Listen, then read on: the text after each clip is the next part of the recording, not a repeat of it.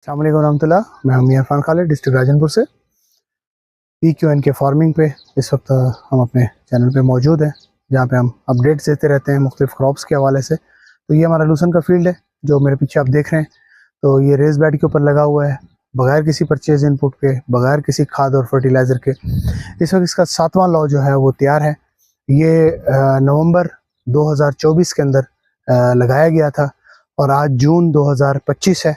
तो इस वक्त इस दौरान हम इसके 6 लॉ काट चुके हैं। ये 7वां लॉ इस वक्त तैयार है और इस साइड पे देखें ये 7वां लॉ कटाई भी हो रहा है।